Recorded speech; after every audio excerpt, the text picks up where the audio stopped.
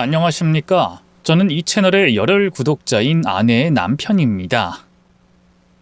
매번 라디오처럼 틀어두는 걸 봤기 때문에 이곳에다가 글을 쓰려고 다짐했어요. 제 이야기를 들으면서 조금이라도 후회하길 바라는 나쁜 마음이긴 하지만 말이죠. 맞습니다. 그래도 최대한 객관적으로 적으려고 노력할 테니까 부디 끝까지 들어주시면 좋겠습니다. 일단 저는 40대 후반의 남성이에요. 이 나이를 먹다 보면 문득 그런 생각을 하죠. 다시 어린 시절로 돌아가고 싶다는 그런 상상 말입니다. 그런데 전 그렇지 않아요. 딱히 제 어린 시절이 행복하지 않았거든요. 초반에는 그래도 나름 평범하긴 했습니다. 아버지는 부지런한 건설 노동자였고 어머니는 전업주부였는데 틈틈이 식당 일을 하곤 했죠. 풍족하진 않았지만 밥을 굶지 않았고 부모님은 저를 무척 사랑해 주셨어요. 그런데 아버지가 공사 현장에서 크게 다치며 발가락이 절단됐는데 그때부터 상황이 안 좋아졌죠. 멀쩡했던 사람이 갑자기 장애인이 되었고 일자리마저 잃었으니 그 고통은 충분히 짐작이 갑니다. 하지만 좋은 방향으로 흐르진 않았죠. 집에서 술 마시며 하루 종일 누워만 있다 보니 안 좋은 생각들이 머릿속을 파먹어 간 겁니다. 그건 하루아침에 생계를 책임지게 된 어머니를 향한 의심이었어요.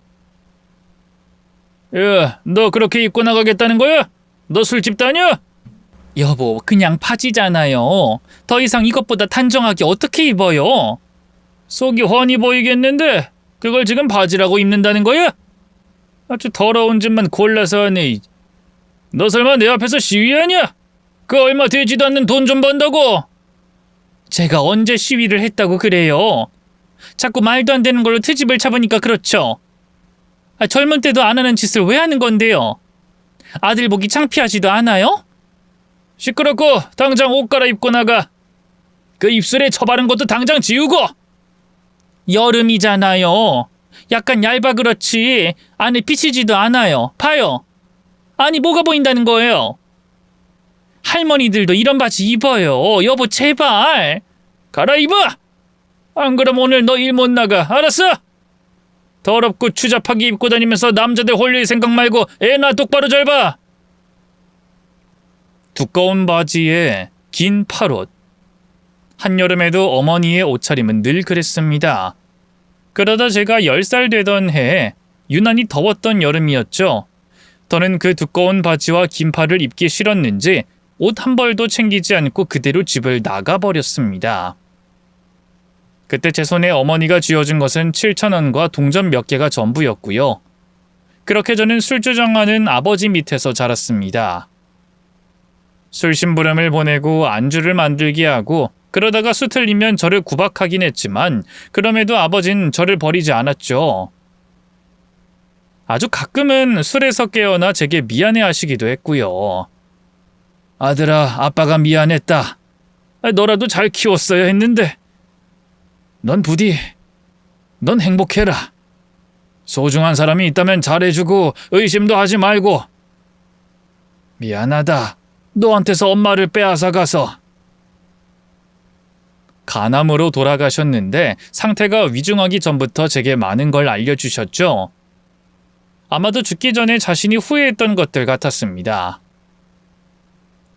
상처받더라도 믿어줄 것, 작은 것에도 행복해할 것, 일을 할 수 있다는 것에 감사할 것, 반드시 가난을 끊어낼 것, 그 밖에도 자식들을 잘 키우는 좋은 아빠가 되라는 말도 하셨죠.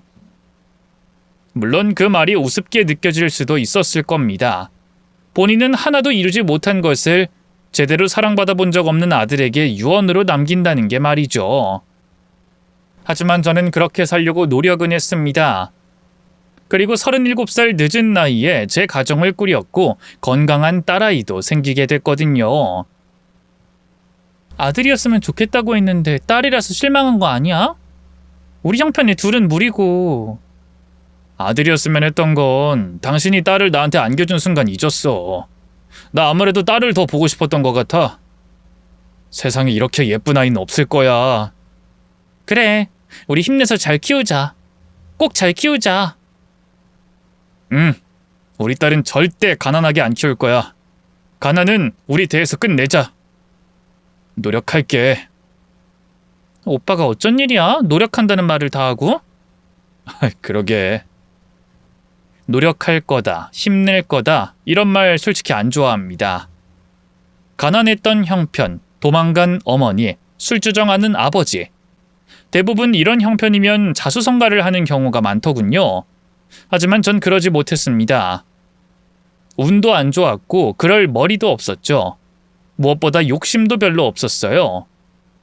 딱 굶지 않고 빚지지 않을 정도로만 애썼고 아내에게 잘해주려고 노력했던 게 전부였으니까 말이죠.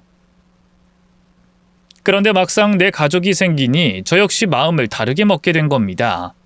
심지어 아내가 놀랄 정도였죠. 오빠, 또 일을 늘렸다고? 요즘 야근도 하잖아. 근데 무슨 배달까지 하겠다는 거야? 돈 많이 모아야지. 그래야 우리 딸 초등학교 들어가면 무시 안 당하고 기 안 죽지. 내가 노력하겠다고 했잖아. 일단 수진이 넌 아이 보는 것에만 집중해. 당신 몫까지 열심히 할게. 그래도 너무 무리하는 것 같은데. 집에 와서 청소면 빨래까지 하고 있잖아. 잠은 3시간은 자는 거야? 그러지 말고 청소는 내가 할게. 아니야. 남들은 아이 낳고 나면 조리원인가 그런 곳도 다니고 관리도 받는다는데 이럴 때 쉬기라도 해야지. 손 하나 까딱하지 마. 내가 다 할 거야. 뭐 치워진 거 있으면 나 진짜로 화낸다. 딱 2달만 손에 물 닿게 하지 마. 무리하게 애 안고 다니지도 말고. 진짜 내가 결혼은 잘한 것 같아. 오빠처럼 착한 남자가 세상에 어딨겠어? 처음엔 너무 욕심이 없어서 입에 풀칠은 할까 걱정했었는데. 저는 아내의 말에 웃었죠. 그러게. 나도 욕심 없는 줄 알았는데 아이 낳아보니까 아니네. 난 무조건 가난 끊어내고 내 딸은 평범하게, 아니, 여유는 부릴 수 있게 만들 거야. 꼭! 조만간 이직도 해야지. 저는 작은 회사의 평범한 회사원이었습니다.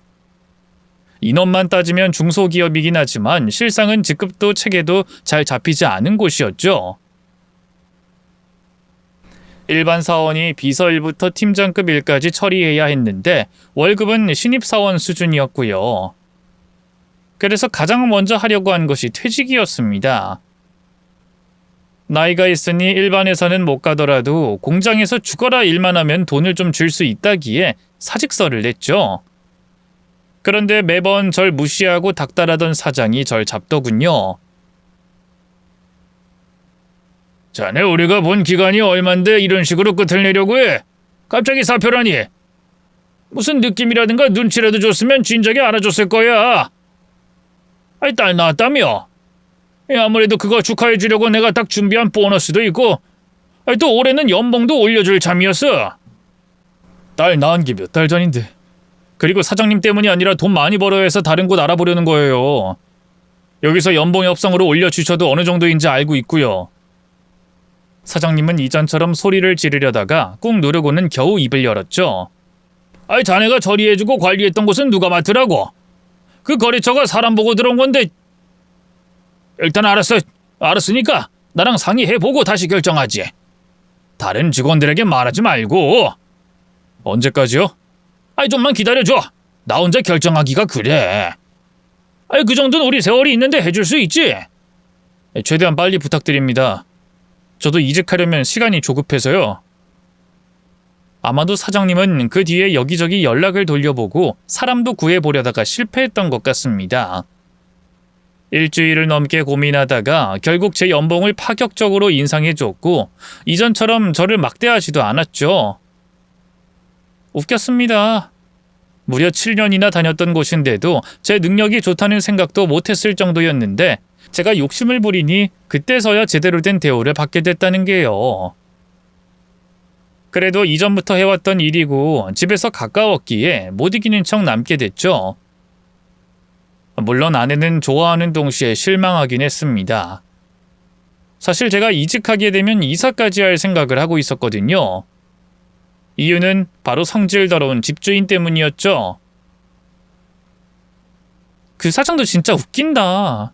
7년 동안 연봉 이상 딱 한 번 해주고 작년엔 20만 원인가 더 챙겨주면서 참으라고 했던 사람이잖아. 이래서 사람은 지랄을 떨어야 되나? 여보, 수진아, 애 들어. 욕은 자제하자. 열받으니까 그렇지. 오빠는 화도 안 나? 물론 연봉 올려준 건 좋단 말이야. 하지만 이삿짐까지 하나씩 싸고 있었는데 좀 빨리 말을 하든가. 집주인한테 또 아쉬운 소리 해야 하잖아. 집주인이 또 뭐라고 했어? 아니, 나간다고 미리 통보를 해야 되니까 그런다고 말을 했지. 그랬더니 너무 오래 여기 살아서 월세도 안 올렸는데 은혜가 어쩌고 이러면서 난리를 부렸다고. 집주인 아줌마가 도중에 나와서 그걸로 끝이었지. 아저씨는 진짜 최악인 것 같아. 미친 것 같더라고. 미안하다. 내가 진작에 이랬어야 했는데. 수진이 네가 나 때문에 고생이 많아. 이 집 고른 것도 난데, 그리고 월세 이 정도로 싼 곳은 없는 것도 사실이고. 내가 봤을 때는 여기 빌라 사는 사람들한테 갑질하려고 월세 적게 받는 것 같아. 주인 아줌마는 매번 바쁜데 아저씨는 할 일도 없나 봐. 저렇게 남 일에 관심이 많아서. 너무 스트레스 받지 마. 내가 최대한 빨리 돈 모아서 일단 여기부터 벗어날 거니까. 좀 비싸더라도 여기서 있으면 아이 정서에도 안 좋겠어? 아니야, 나 견딜만 하니까 너무 신경 쓰지 마. 우리 다음에 이사 가는 곳은 아파트였으면 좋겠어. 그 생각하면 좀 참을 수 있고. 고맙다. 역시 너랑 결혼하길 잘했어. 아내는 친구 소개로 만나서 3년 연애 후에 결혼을 결심하게 됐습니다. 집에 빚이 있어서 그걸 제가 갚아줬고요. 그래서 결혼식도 제대로 올리지 못했는데 살아오면서 불만 한 번 없는 착한 사람이었죠. 돌아가신 아버지 말처럼 작은 것에도 행복해하고 욕심 없는 여자였고요. 그런데 그런 아내의 유일한 불만이 윗집에 사는 집주인 남자였습니다. 저희가 처음에 이사를 왔을 때부터 집주인 남자는 심상치 않았죠. 짐 정리를 하고 짜장면을 먹고 있는데 쿵쿵 문 두드리는 소리 같습니다. 그랬더니 불독처럼 생긴 남자가 소리를 지르더군요. 이소포 301호 거야? 집에 있으면 후딱 들여놔야지. 이게 다 미관을 해치는 거야. 이제 들어온 지 얼마 안 됐으니 이번만은 봐주겠어. 네, 죄송합니다. 정신이 없어서요. 금방 넣어두겠습니다. 이 건물 월세 싸지? 그만큼 지켜야 할 것들이 있어. 복도에 뭐 내놓지 말고 쓰레기 함부로 버리지 말고 시끄럽게 소리 지르지도 말고 쿵쿵거리는 민원 들어오면 당장 아웃이야. 그리고 사람들도 데리고 집에 오고 그러지도 말고. 담배 피워? 아니요, 담배는 안 피웠습니다. 여자는? 네? 제 아내요? 담배 안 피우죠. 그걸 어떻게 알아? 숨어서 몰래 피울지. 어쨌든 이 건물 근처에서 피울 생각은 하지도 마. 난 분명하게 경고했어. 그리고 냄새나는 음식도 주의 좀 부탁하지. 그때 그 집을 나갔어야 했는데 빚을 갚고 난 뒤에 남은 돈이 없어 참고 견뎌야 했죠. 그 뒤에도 집주인 남자는 수시로 저희 집에 불만을 표출했습니다. 층간소음에도 신경 쓰고 택배도 쌓아둔 적이 없었는데 바로 음식이 문제였죠. 돈 아끼려고 외식은 잘하지 않았으니 뭔가를 끓이거나 구울 때마다 환기시킨다고 부른 배가 꺼질 지경이었습니다. 더구나 이젠 아이까지 낳았으니 그 인간이 그냥 넘어갈 리 없었고요. 301호가 우리 건물에서 제일 문제야. 음식 냄새에 머리가 가뜩이나 머리가 어지러웠는데 이제 애 우는 소리까지? 내가 바로 위층이라서 견딜 수가 없거든. 내가 잠을 못 자는데 이거 어쩔 거야? 새벽에 애가 울면 밖에 나가든가. 네, 제가 최대한 그렇게 하도록 하겠습니다. 정말 죄송해요. 난 저번에 계약이 어쩌고 물어보기에 집이라도 빼려고 하는 줄 알았는데 그것도 아니라며? 왜? 돈이 없어서 또 못 나갈 것 같아? 이 집처럼 저렴한 곳이 없긴 하지. 배려 덕분에 잘 지내고 있죠. 감사합니다. 당연하지. 그러니까 앞으로 아이가 있는 듯 없는 듯 그렇게 살라고. 내 말 무슨 뜻인지 알지? 내가 301호 지켜볼 거야. 그때 시끄러운 소리에 집주인 여자가 내려왔고 피곤한 표정으로 남자를 불렀죠. 남자는 놀란 강아지처럼 바짝 기가 죽어선 계단 위로 뛰어 올라가더니 간신처럼 목소리 톤을 높였죠. 아이 여보, 왜 내려왔어? 오늘 날도 추운데 이렇게 얇게 입고. 시끄러워서. 왜 또 시비를 걸어? 아니 난 당신이 잠을 못 자니까 신경이 쓰여서 그렇지. 애 우는 소리 때문에 힘들잖아. 빽빽거리고 떽떽거리고 아주 시끄러워서 죽겠어. 다른 입주민들도 불편해하고. 애가 울지 그럼 웃을까? 그리고 입주민 누구? 그런 사람 없어. 더는 쓸데없는 짓 내가 하지 말라고 했지. 내가 잠 못 자는 게 애 우는 소리 때문이라고 했어? 당신 목소리가 더 커. 그러니까 늦은 밤에 싸돌아다니지 말고 집에 들어와. 주인집 여자는 저와 잠깐 시선을 맞췄고 미안하다는 듯 눈인사만 했죠. 계약 당시에 보고 몇 번 마주친 게 전부였지만 집주인 여자는 정상적이었습니다. 오히려 일반 사람들보다 예의가 있고 기품이 느껴졌죠. 이 소문으로는 그 빌라 말고도 건물을 하나 더 가지고 있는데 그곳의 월세도 올리지 않았다고 합니다. 저와 나이 차이도 얼마 나지 않는데 대단하다는 생각이 들 정도였고요. 하지만 집주인 남자는 아무리 생각해도 답이 없었죠. 오로지 자신의 아내에게만 다정할 뿐이지 그 건물에 폭군이나 다름없었으니까요. 때문에 저는 그날을 기점으로 더 악착같이 일을 하기 시작했습니다. 제 딸이 그런 남자에게 상처받게 되는 것은 절대로 싫었으니까요. 그렇게 저는 그나마 딸에게 썼던 주말마저도 일을 나가기 시작했죠. 근데 문제는 다른 곳에서 터졌습니다. 이게 뭐야? 당신 어디에 돈 썼어? 이번 달 보너스 출금했네? 쓸 곳이 있어서 좀 썼어. 옷도 사고 기분 전환하려고 머리도 좀 하고. 그 정도는 써도 되잖아. 나라고 애만 돌봐? 우울증 올 것 같아서 좀 썼어. 그래, 그럴 수 있지. 근데 저번 달에도 그랬고 저저번 달에도 월급의 반도 저축을 못했잖아. 당신도 이 집에서 빨리 나가고 싶다고 했었고. 이런 식이면 힘들어. 지금 나한테 뭐라고 하는 거야? 오빠, 양심이 있긴 해?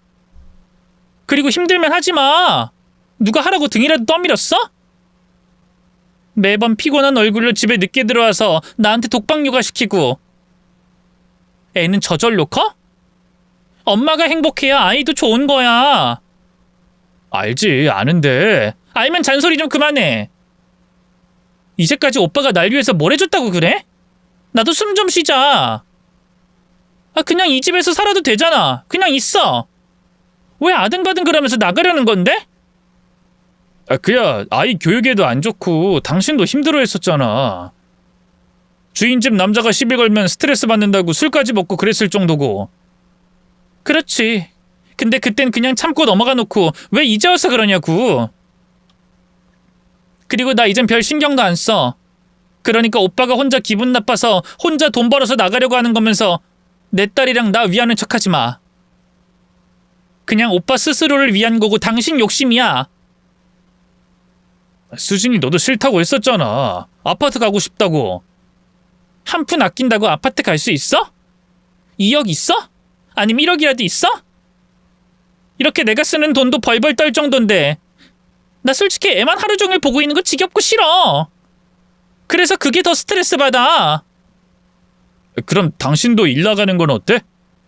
장모님도 우리 아이 봐주고 싶다고 일찍부터 이야기했었고 그게 좀 그러면 아직 애가 어리긴 해도 유치원에 보낼 수 있잖아.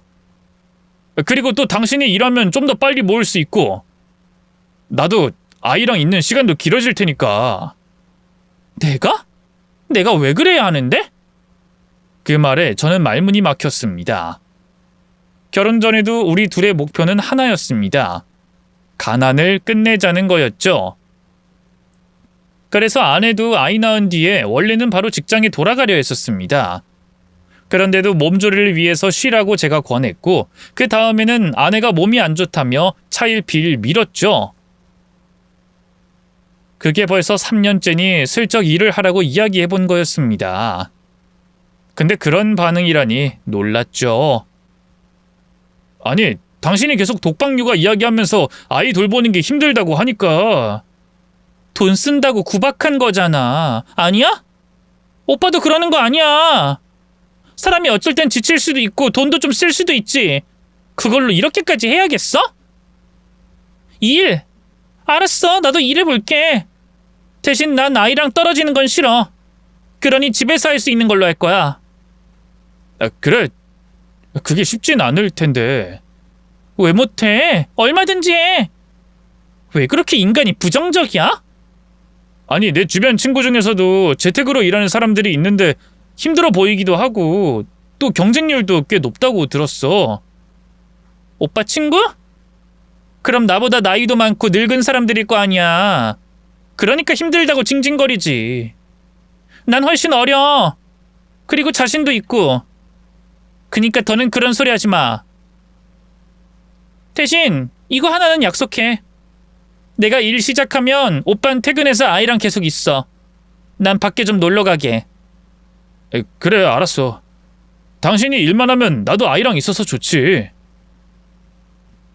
솔직히 말해서 좀 이해가 되진 않았어요. 아이를 낳기 전에는 그래도 부지런하게 집안일도 했고 못하는 요리라도 제게 해주려고 했었지만 그 이후로는 아니었기 때문입니다. 산후조리를 대신해서 제가 집안일을 모두 했었는데 몇 달이면 될 줄 알았지만 아내는 오로지 아이를 보는 걸 제외하면 거의 아무것도 하지 않았거든요. 물론 압니다. 아이를 키우는 게 정신적으로도 육체적으로도 힘들다는 걸 말이죠. 그래서 저 역시 크게 불만은 없었지만 아내의 갑작스러운 변화에 적응이 안 되는 건 어쩔 수 없었습니다. 그 이후에 아내는 재택근무를 진짜로 시작하긴 했어요.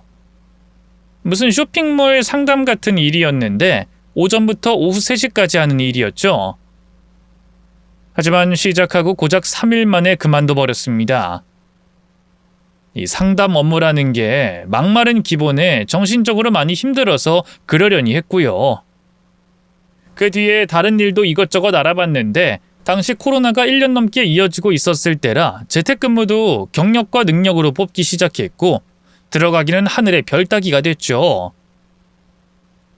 작은 일자리 하나에도 최소 100명이 모이는 걸 저 역시도 봤습니다. 그러니 아내는 마침내 결심을 했죠. 내가 생각해봤는데 나 유튜버 할래. 오빠도 알잖아. 나 재치 있고 재밌는 사람이라는 거.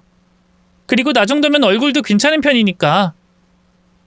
그래도 그건 좀 이미 하는 사람들도 많고 돈 못 버는 사람은 못 벌잖아. 그니까 나지. 난 자신 있어. 그리고 그걸로 대박 나면 내가 좋아? 오빠가 좋은 거지? 일단은 알았어. 초반에는 자신감이 넘쳐 보였기에 저 역시도 허락했습니다.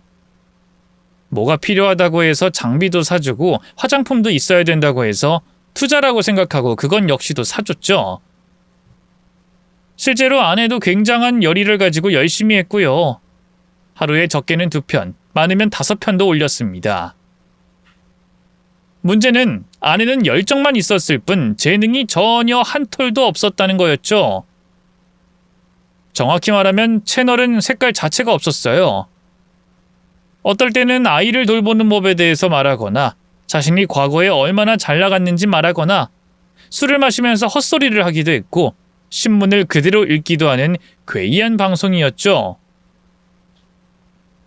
그게 몇 달이 지속되다 보니 저는 거의 포기하고 말았습니다. 그리고 하지 않던 싸움까지 하게 됐죠. 바로 아내가 유튜브에 영상을 올린다며 아이까지 보지 않았거든요. 애 밥은 준 거야? 어제 먹던 음식이 왜 아직까지도 그대로 있어? 이러다가 애가 배고파서 먹으면 어쩌려고 그래? 바빴어. 영상 올리고 편집하는 게 쉬운 줄 알아? 이제 주려고 했고 이제 교대 시간이니까 오빠가 주면 되겠네. 한 끼 안 먹는다고 죽는 것도 아닌데 왜 유난이야? 교대? 지금 말 다 했어? 내가 퇴근하면 밖에 나가서 노는 게 교대야? 집은 이꼴을 해서? 왜 그래? 그렇게 하기로 약속한 거잖아. 나도 콘텐츠 찾고 이런저런 경험을 해야지 유튜브에 올릴 수 있지. 나가면 논다고 생각하는 당신이 촌스러운 거야. 그래, 나 촌스러워. 청소, 빨래 이런 건 바라지도 않아. 애 하나 잘 봐달라고 했는데 그것도 안 하면 어쩌자는 거야? 애 시킨 게 언제야? 영상인지 뭔지 때문에 애한테 과자만 먹이면 어쩌자는 거냐고? 아, 지겨워. 사람을 아주 들들 볶네. 아, 그렇게 답답하면 당신이 해. 오빠는 손이 없어 발이 없어? 원래 거슬리는 사람이 하는 거야. 별로 더럽지도 않은데 유나는. 집에 바퀴벌레가 있는데 더럽지 않다고? 그래서 내가 음식물만은 제발 그때그때 버리라고 했잖아. 또 집주인이 알면 어쩌려고 그래? 걱정 마. 요즘에 잠잠하잖아. 그리고 바퀴벌레는 이 빌라가 오래되니까 나오는 거고 예전엔 없었던 것도 아닌데 유난이야. 아, 됐어. 나 나갈 거야. 속이 끓는다고 해야 할지 탄다고 해야 할지 맘 같아서는 소리라도 꽥 지르고 제대로 뭐라고 하고 싶었습니다. 그런데도 그렇게 하면 저희 부모님처럼 될까봐 참았죠. 좋은 게 좋은 거다. 우울증이라는 게 저러니까 무서운 거다. 이해하려고 했고요. 헌데 집안 상태는 정말 처참했습니다. 거실에는 과자 부스러기, 쓰레기, 아이 장난감, 큰 소리로 틀어놓은 TV까지. 싱크대에는 물도 부어놓지 않은 그릇, 일회용기, 휴지에 머리카락까지 들어있었죠. 그리고 찬장을 열 때마다 깜짝 등장하는 바퀴벌레까지. 저는 한숨을 한 번 쉬고 손을 걷었습니다. 빨래 먼저 돌리고 난 뒤에 거실을 치웠고 빨래가 다 되어 널어놓고 설거지 시작. 그리고 아이를 씻기고 옷을 갈아입혀 밥 먹이고 산책까지 시킨 뒤에 잠을 재웠죠. 그럼 아내는 밤 11시에서 12시 사이에 집으로 들어왔고 제게 밥을 달라고 했습니다. 그게 아내가 유튜버가 되겠다고 한 이후에 계속 이어지는 일상이었고요. 그러다가 이내 사건이 터지고 말았습니다. 아이가 뭘 잘못 먹었는지 토를 하고 설사를 했고 응급실까지 갔더니 식중독이었죠. 아내는 놀다가 뒤늦게 병원으로 왔습니다. 내가 말했지! 애가 아무거나 먹는다고! 아직 그럴 나이라고! 근데 왜 이 푹푹 찌는 여름에 음식을 꺼내놔? 아, 진짜 당신은 왜 그러는 거야? 잘못한 건 맞는데 이런다고 애가 안 아파? 뭐? 지금 그게 무슨 말이야? 아니, 솔직히 그렇잖아. 우리가 싸우면 애가 빨리 나? 그럼 뺨을 쳐. 날 쥐어패라고. 오빠가 이렇게까지 하는 것도 웃겨. 애들이 그럴 수도 있는 거지. 과잉보호 아니야? 이게 과잉이야? 한참 눈앞에 있는 거 입으로 가져가고 호기심 많은 아이라는 거 알면 보호자가 조심해야 하는 건 당연한 거야. 오히려 교육이지. 이번에 고생 제대로 하면 뭘 안 먹겠지. 짧은 치마에 높은 구두, 술 냄새까지 잔뜩 달고 온 아내가 그런 식으로 말하자 순간 욱했죠. 당신은 엄마 자격도 없어. 뭐? 지금 말 다 했어? 그런 오빠는 무슨 자격이 되긴 해? 솔직히 당신은 결혼하면 안 될 인간이었어. 가난하면 애도 낳으면 안 돼. 근데 꼴에 욕심은 있어서는 애 하나만 낳자고 사정사정한 건 오빠지 내가 아니거든? 이렇게 구질구질하게 살 줄 알았으면 오빠랑 결혼 안 했어. 아, 그래서 오빠네 엄마도 집을 나가버린 것 같네. 부자가 똑같아서. 수진이 너! 왜? 내가 틀린 말 했어? 사실이잖아. 자식까지 버릴 정도면 얼마나 치가 떨렸겠어? 오빠도 나한테 그렇게 하고 싶은 거 아니야? 엄마 없는 딸 만들고 싶어서? 웃긴다 정말. 꼴 보기 싫으니까 집에 나가. 그 좋아하는 청소 열심히 하고. 혼자 집으로 돌아오면서 우울증 증상, 조울증 증상까지 검색해서 보면서 정신과라도 방문해 볼 계획을 짜고 있었습니다. 퇴근 후에 아이가 아픈 걸 발견하고 바로 병원에 오느라 몸은 피로에 찌들어 있었죠. 손 하나 까딱할 수 없을 것 같아서 일단 자고 주말인 내일 청소를 해야겠다 생각했고요. 근데 현관문을 여는 순간 경악하고 말았습니다. 희미한 빛이 켜지자 사방으로 달아나는 바퀴벌레를 봤기 때문이었죠. 전 마치 여자처럼 비명을 질렀습니다. 무서워서 질렀느냐? 그건 아니었죠. 저 이전에는 벌레는 맨손으로도 때릴 정도로 별 감흥이 없었습니다. 싫긴 했지만 무서운 건 아니었으니까요. 그래서 사실 바퀴벌레 보고 비명 지르는 사람들을 보면 내숭이라고 생각했었습니다. 근데 이게 나타나는 게 워낙 깜짝 놀랄 상황에 불쑥 보이다 보니 놀란 마음에 더해서 짜증이 나서 비명을 지르는 것도 있더군요. 그리고 그날 저는 제대로 결심했죠. 이 망할 집구석 바퀴벌레를 모두 소각하겠다고 말이죠. 그렇게 전 새벽부터 대청소를 시작했습니다. 아이가 없으니 약도 여기저기 치고 그러면서 바퀴벌레가 어디서 올라오는지 확인했어요. 그리고 이내 알게 됐죠. 바로 싱크대 하수구를 통해 올라오는 걸 말입니다. 마침 배관이 오래되어 제가 교체하려고 사둔 제품이 있었어요. 그것도 벌레 유입을 막아주는 S형이었죠. 기존에 설치된 기본형은 비스듬한 일자형이라 바퀴벌레가 올라오기 최적화되어 있지만 S형은 안쪽에 물이 고이는 구조라서 벌레를 자동으로 막아주거든요. 그렇게 혼자 땀을 흘리며 설치를 한 뒤에 보니 배관 호수가 좀 길었습니다. 혹시나 역류하게 되면 난리를 칠 집주인 생각에 싱크대 하부에 설치된 판을 뜯어냈어요. 그런데 투둑하는 소리와 함께 안쪽에 뭐가 걸렸습니다. 이건 또 뭐야? 안에 뭘 또 쑤셔놓은 거야? 아무리 청소하기 싫다고 해도 이건 좀... 하고 혼잣말을 하는데 가방 하나가 빠져나오면서 활짝 열렸고 그 안에 있는 건 돈이었죠.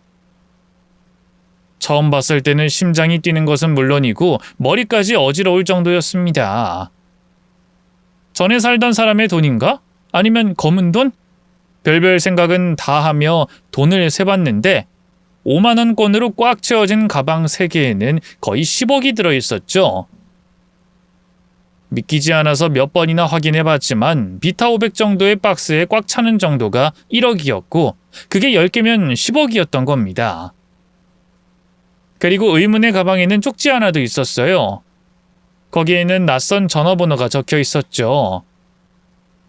당연히 돈의 주인이라고 생각했기에 일단 그 번호로 전화를 했습니다. 그런데 받았다가 툭 끊기더군요. 일단 저는 그걸 고스란히 제자리에 뒀고 나머지 청소를 한 뒤에 잠이 들었다가 깼죠. 마침 아내가 집에 들렀기에 슬쩍 떠봤습니다. 이건 진짜 혹시나 해서 묻는 건데 당신 모아둔 돈 있어? 아님 돌아가신 장인어른이 뭔가 남겼거나 그런 거 말이야. 아니 뭐 드라마 보면 유산 상속 그런 거 많잖아. 제 물음에 아내는 어이없다는 듯 웃었죠. 돼지꿈이라도 꿨어? 갑자기 무슨 돈? 설마 우리 집 빚 좀 갚아준 걸로 생색내려고 그래? 그게 생각해보니까 아까워서? 와... 아니야 그런 게 아니라 나는 만약에... 됐어! 진짜 정 떨어지네. 그나마 나한테 좀 잘하고 가정적이라서 내가 이제까지 참아봤는데 이제 도저히 못 참겠다. 역시 사람은 돈을 봐야 돼. 능력이 최고라고. 그깟 돈? 5천? 내가 갚으면 그만이야. 어이가 없어서. 이젠 실컷 자다가 일어나서 돈 타령까지 하네. 아이 수진아 아니라고 하잖아. 왜 끝까지 말을 안 들어? 이혼하자. 우리. 나 오빠랑 더는 못 살겠어. 야, 너 지금 말이면 다인 줄 알아? 왜? 난 그렇게 못할 줄 알았어? 애 돌보고 있는 사람한테 밖에서 일해와라 돈 벌어와라 내칠 땐 언제고? 또 그깟 돈 좀 썼다고 찌질하게 굴 땐 이런 생각도 안 해봤어? 애초에 그 정도면 이혼하고 싶어서 발악한 건 오빠 아니야? 치사하게 돈 가지고. 그런 뜻 아니라는 거 잘 알잖아. 난 모르겠는데 오빠는 늘 그랬잖아. 이제야 오빠네 엄마 심정을 잘 알겠어. 얼마나 지겨웠을까. 그 애비의 그 자식이지. 너 내가 이러라고 내 과거를 말해줬는 줄 알아? 왜 저번부터 그런 소리를 해? 그럼 말 안 나오게 처신을 잘했어야지. 지금 오빠 꼴을 봐. 궁상이나 떨고 깔끔이나 떨고 돈은 쥐꼬리만큼 벌어오는 주제에 힘들다고 한숨 푹푹 쉬고. 그니까 이혼하자고. 아니, 난 이혼 못해. 절대로 안 해. 우리 딸 엄마 없이 안 키울 거야. 고집 피우지 마. 지금 오빠 하는 행동만으로도 충분히 이혼 사유 되거든? 아이는 돌보지도 않고 일에 미쳐서 산 것도 이혼 사유야. 그니까 적당히 좋을 때 갈라서자고. 싫어. 만약에 소송까지 가면 딸은 내가 데리고 갈 거야. 그래도 싫어? 대신 협의하면 내가 양육권 포기해 줄게. 깔끔하게 이혼만 해주면. 아님 위자료나 재산 분할 때문에 그래? 그 몇 푼 되지도 않는 거? 그것도 포기해 줄게. 됐니? 지겹다. 나 오빠 더는 미워하게 만들지 마. 아내의 태도가 갑자기 바뀐 것도 이상한데 양육권은 물론이고 재산 분할까지 하지 않겠다는 건 너무나 이상하더군요. 그래서 물었죠. 여보, 혹시 나한테 뭐 숨기는 거 있어? 아내는 대답 대신에 코웃음을 치며 밖으로 나가버렸습니다. 그렇게 작은 의심은 불씨로 자리 잡았고 이내 점점 커지기 시작했습니다. 사실 그 당시 몇 년간은 좀 이상하긴 했었어요. 달라진 태도는 둘째로 치더라도 고가의 향수나 화장품을 사들였고 갑자기 외모를 꾸몄으며 돈을 물 쓰듯이 썼죠. 또한 한번 나갈 때마다 늦게 귀가하는 것도 의심하기에는 충분했습니다. 그런데도 제가 한 번을 지적하지 않은 이유는 제가 아버지처럼 변하고 싶지 않은 마음에 더해 아내가 육아로 인해 우울증에 걸렸다고 생각했었기 때문이었죠. 애초에 딸에게 별 관심이 없던 건 놀랍지도 않았어요. 작고 어린 딸에게 그간 했던 행동만 봐도 알 수 있었습니다. 때리거나 구박하진 않았어도 늘 무관심했었거든요. 그럼에도 돈까지 포기한 건 분명 싱크대 밑에 있는 거액의 돈과 관련이 있을 것만 같았습니다. 그래서 전 혹시나 하는 마음에 부엌이 바로 보이는 곳에 CCTV를 설치했어요. 그런데 설치하고 24시간도 지나지 않아서 상상하지도 못한 장면을 보게 됐죠. 바로 아내가 끔찍하게 싫어하던 집주인 남자의 모습이었으니까요. 심지어 둘의 대화 역시 실시간으로 들었습니다. 싱크대를 열어서 돈이 있는지 확인을 하고는 두 사람은 끈적하게 몸을 감싸며 식탁에 앉았죠. 사장님, 나 오빠랑 조만간 갈라설 것 같아. 어제 엄청 싸웠잖아. 소리 들었어? 아무래도 복도의 수진이 목소리가 들리더라. 잘했어. 그런 거지 같은 놈은 제대로 응징을 해줘야 해. 겨우 푼돈이나 벌어오는 주제 너 같은 여자랑 산 거 자체가 잘못이지. 근데 사장님, 내 딸은 우리가 키우면 안 되나? 그래도 내 딸인데. 안 된다고. 해외로 튀어야 된다니까. 근데 그 어린애를 데리고 갔다가 덜컥 아프면 외국은 우리나라처럼 보험이 잘 안 돼 있어서 골치 아파. 그리고 거긴 애를 때리지도 못해. 잘못하면 맞으면서 커야 되는 건데 툭하면 학대니 뭐니 신고할걸. 감당 가능해? 아내는 눈을 아래로 깔며 몸을 비비꼬더니 집주인의 품에 안기고는 애교를 부렸죠. 그런가? 알았어. 그럼 딸은 그 인간한테 주지 뭐. 나도 그냥 마음만 그랬던 거야. 솔직히 이제 나도 나이가 있는데 자식은 하나 있어야지. 나중에 더 크면 내 연금처럼 쓸 수 있고. 자식도 재산이잖아. 키우면서 돈 들어가니까 연금인 거야. 그딴 거 안 받아도 우리 둘이서 행복하면 되지. 저 돈이랑 너 나만 있으면 행복할걸? 애는 낳아도 그만이고 안 낳아도 그만이지. 근데 왜 사장님은 애가 없어? 결혼한 거 꽤 오래됐잖아. 재혼이라고 해도 세월이 얼마야. 실은 몰래 정관수술했거든. 미쳤어. 내가 애를 왜 낳아. 시끄럽고 내 돈만 갉아먹을 게 뻔한데. 더구나 내 마누라처럼 억세고 남잘길 못같이 하는 여자 최악이었어. 그 여자랑 닮은 아이? 절대 사절이야. 머릿속에 뇌가 아니라 계산기만 들어있다니까. 뇌를 쪼개서 까보면 숫자만 와르르 쏟아질걸. 둘은 재미있는 말을 했다는 듯 까르르 웃었고 집주인은 아내의 엉덩이를 때리며 이어 말했죠. 난 수진이 너만 있으면 된다고. 넌 내 돈이면 행복할 거고. 그래서 너한테 저 돈 맡긴 거야. 그리고 그 돈도 더 가지고 올 거고. 나 믿지? 믿지. 근데 우리 언제 떠나? 사장님도 사모님이랑 이혼을 해야지. 돈도 챙기고. 이혼? 해야지. 최대한 빨리 해야 해. 재산 분할은? 안 돼. 그 의심할 거야. 저 10억이 일종의 재산 분할이지. 그리고 내가 전세 사기 친 거 들키기 전에 뜨긴 해야 해. 여기까지 오는 것도 힘들었어. 이 아내가 딱 하나 좋은 게 이 동네 소문이 좋은 거니까 그걸로 저렇게 땡겨올 수 있었던 거잖아. 방 하나마다 2중 3중 계약한 거 알면 마누라 표정이 어떨까? 혼자 해결하려면 이 건물까지도 팔아야 될걸. 꼴 좋다. 그러게. 사장님이 그렇게 무시하더니 잘 됐지. 내 남편도 사장님 와이프도 사람 중요한 걸 알아야 해. 우리가 없어 봐야 정신 차린다고.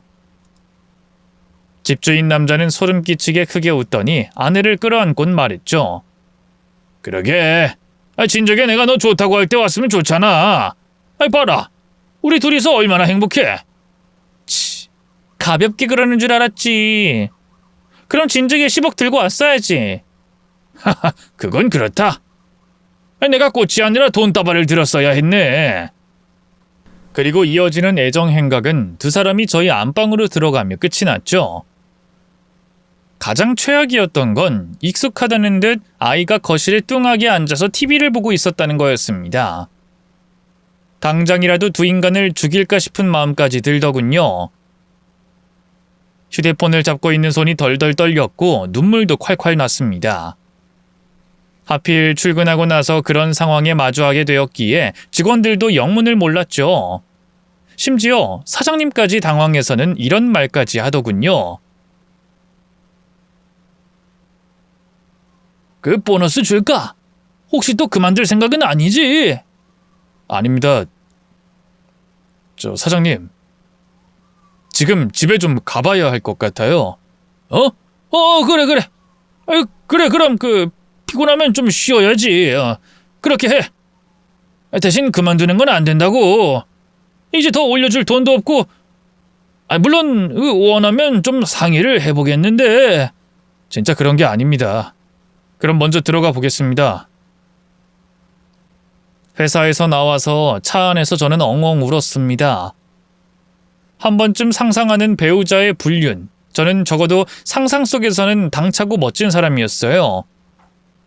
주먹을 날리고 욕을 하고 질질 끌고 나와서 동네 사람들에게 망신까지 주는 그런 장면을 생각했죠. 그런데 실제로 그런 일이 제게 일어나니 그렇게 할 수도 없더군요. 특히나 아이가 거실에 있는 상황에서 저는 그들에게 어떤 폭력도 화풀이도 할 수 없었습니다. 뿐만 아니라 차마 그들의 모습을 볼 용기도 나지 않았죠. 그저 서럽고 억울했습니다. 풍족하진 않아도 부족하진 않게 결혼 생활에 힘을 썼고 아내를 위해서 뭐든 해주려고 노력했다고 자신 있게 말할 수 있었으니까요.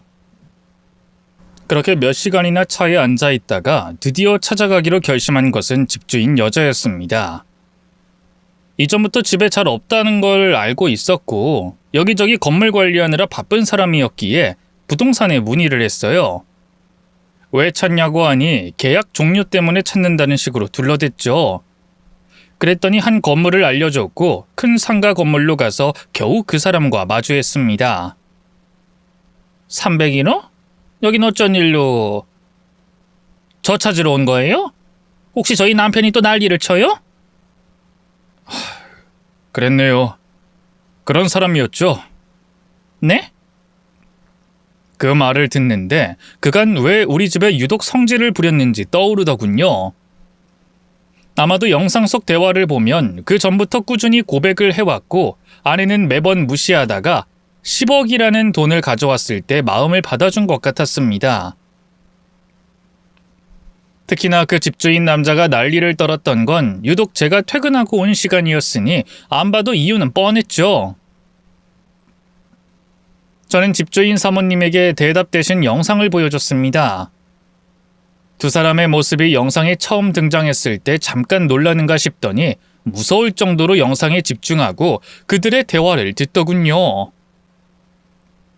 그리곤 물었습니다. 이거 싱크대 밑엔 뒤지던데 정확히 뭐죠? 대화로 추측해보면 혹시 사기친 돈? 네, 10억이요. 좀 부족하긴 하던데 1,500 정도는 보이지 않더라고요. 2번 확인해서 아마 정확할 겁니다. 그쪽 이혼하세요? 아마도요. 오늘 가서 말하려고 합니다. 근데 여자가 픽 웃더니 손을 가볍게 어깨 높이로 들고 말했죠. 그냥은 해주지 마세요. 돈 요구하세요. 네? 아니 싱크대에 있는 돈은 엄연히 사모님 거 아닌가요? 뭐 그렇게 되면 저한테 돌려주시면 되는 거고 그 돈 말고 그쪽 와이프도 어느 정도 돈 챙겨둔 거 있을 거 아닙니까? 그거 받으라고요. 절대로 줄 리가 없는데. 근데 왜 그렇게 태연하세요? 이 인간 이전에도 그랬거든요. 저희 동네 중에 방값이 가장 싼 곳이 우리 집인 거 알죠? 그야 그렇죠. 물론 제가 다른 건물에도 세를 올리진 않아요. 특히나 오래 산 분들은 그대로 그 가격을 받고요. 그런데 빌라 건물만은 한 번도 세를 올려받은 적이 없어요. 왜? 남자만 받으니까요. 아님 결혼을 했거나. 그 이유가 뭘 것 같아요? 혹시 남편분이 이전에도 그런 적이 있다는 건가요? 네. 초반에 1층에 사는 여대생한테 그랬다가 고소까지 당했는데 그땐 저도 아니라고 생각했어요. 그런 어린 학생한테 설마 하는 생각을 했죠. 근데 그 집이 이사가고 들어온 여자한테도 그랬나 봐요. 근데 증거가 없었죠. 전화 기록도 깨끗하고. 도대체 어떻게 연락을 주고받은 건지 모르겠고.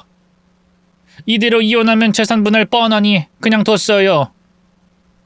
사모님의 눈빛은 정말로 이글이글 타는 것 같았습니다. 괜찮으세요? 전 엄청 울었는데. 더러운 바퀴벌레 같은 것들. 전 괜찮아요. 그나저나 감사하네요. 증거를 이렇게 찾게 될 줄은 몰랐는데 이전엔 저도 이렇게 해둘 걸 그랬네요. 아, 그리고 이거 전화를 했는데 안 받던데 그래도 수상해서요. 피해자 전화일 수도 있고. 저는 일전에 전화했던 번호 하나를 보여줬습니다. 바로 거액과 함께 있던 휴대폰 번호였죠. 그런데 그 전화번호를 보고는 여자가 소리를 꽥 지르더군요. 그리고 참고 있었던 눈물까지 흘리기 시작했습니다. 입술도 떨고 손도 떨더니 그대로 주저앉았죠. 병원 갈까요? 호흡하기가 힘들어요. 아닙니다. 그거 제 아들 휴대폰 번호거든요. 시간이 좀 흐른 뒤 안정되자 들려준 이야기는 이거였습니다. 어린 나이에 결혼을 해서 아이를 낳았고 아들은 중학교 방학 계곡에서 물놀이 사고를 당하며 죽게 됐다고 하더군요. 그때 정신적으로 충격을 너무 받아서 첫 남편과는 이혼을 했답니다. 사고 당시에 아이를 전혀 살피지 않고 방치한 남편에 대한 원망이 컸다고 했죠.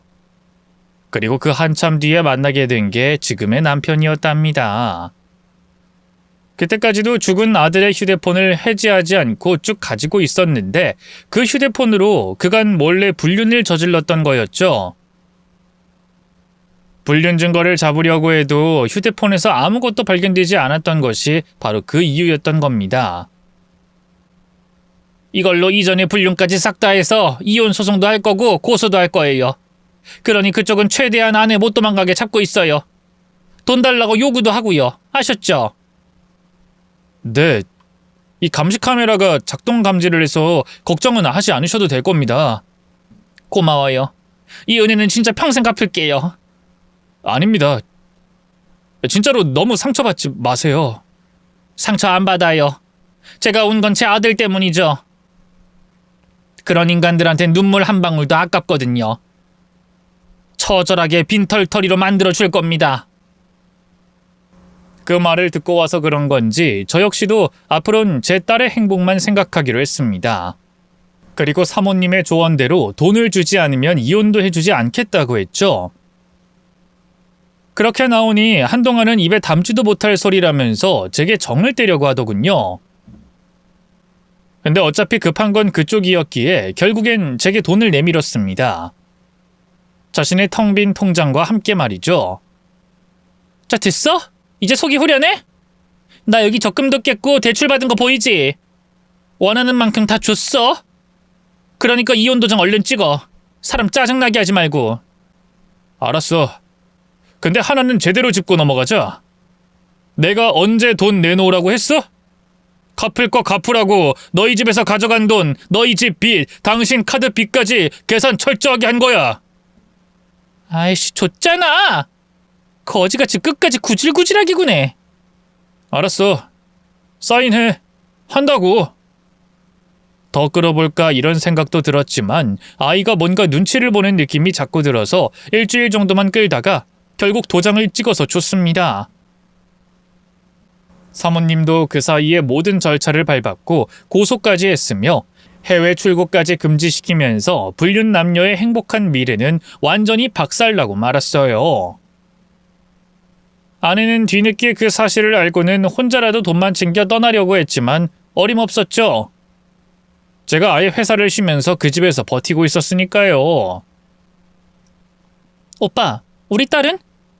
아는 분한테 잠깐 맡겼어. 근데 이혼했으면서 왜 자꾸 여기로 와? 당장 해달라고 난리를 치고 짐까지 빼곤 왜 자꾸 여길 기웃거리냐고. 찾을 게 있어서. 여기 어디 두고 간 내 물건이. 혹시 10억? 그거 어제 새벽에 주인한테 돌려줬어. 경찰에서 알아서 피해자들한테 돌려준다고 하더라. 그니까 더는 기웃거리지 말고 내 눈앞에서 좀 사라져. 수진이 너도 조만간 소환조사 나가야 될 텐데 그 전에 주소지 좀 바꿔줄래? 너 때문에 피곤해서 그래. 아내는 놀라서는 금붕어처럼 뻐끔거리더니 냉큼 제 앞에 무릎을 꿇었죠. 여보, 어떻게 알았는지 모르지만 그거 아니야. 난 돈 때문에 그것만 받고 딱 끝내려고 했어. 정말이야. 기분 나빴으면 사과할게. 근데 나 우리 딸 엄마잖아. 딸? 당신한테 우리 딸은 연금이었잖아. 이 나쁜 년아. 그걸 어떻게 알아? 당신 뭐 녹음했어? 그럼 그걸 다 알고도 미쳤어? 그래서 나한테 돈 달라고 이혼 안 하겠다고 시간 끌었구나. 이제 알았어. 어디 한번 잘 살아봐. 대출금 갚으면서. 아, 유튜버 하면서 갚아야겠네. 그걸로 돈은 벌 수 있을지 모르겠지만 뭐 불륜썰, 사기미수썰 이런 거 풀어봐. 그럼 또 알아? 욕하면서도 들어와서 구독해줄지. 죽을래? 내 돈 내놔. 그거 대출금 어쩌라고? 당신 고소할 거야. 사기야. 엄연히 사기라고. 해봐. 근데 난 죽어도 내 딸이 우선이거든. 만약에 날 고소해서 내 딸이 혼자 방치되어도 내 딸한테 친모니 접근해도 안 돼. 우리 회사에서 나 이제 잘해지도 못하는 거 알지? 빨간 줄 몇 개 더 한다고 달라지는 거 없어. 우리 건들면 너랑 집주인 남자랑 끈적거리는 대화 확 유튜브에 올려버린다. 장담하는데 그렇게 하면 너보다 내가 더 조회수는 높을 거야. 오빠, 여보, 내가 잘못했어. 내가 미쳤어. 그 인간이 나한테 자꾸 접근했어. 정말이야. 아내는 제 바지가랑이를 잡고 매달렸습니다.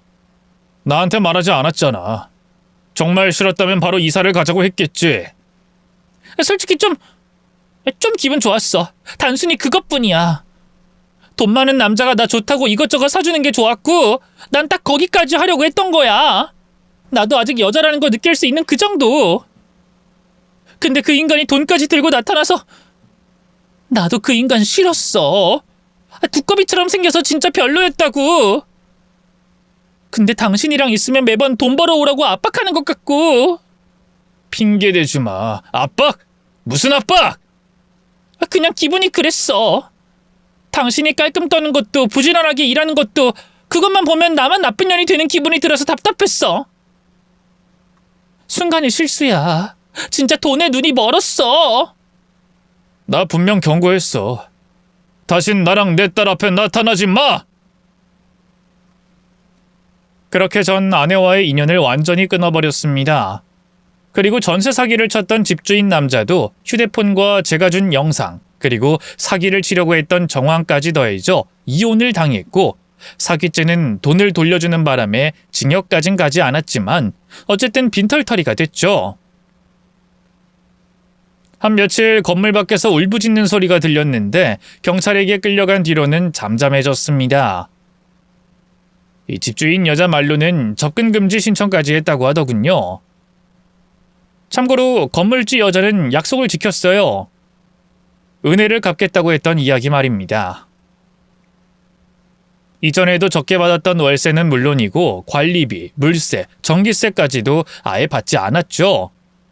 심지어 저희 딸까지 돌봐주셨고요.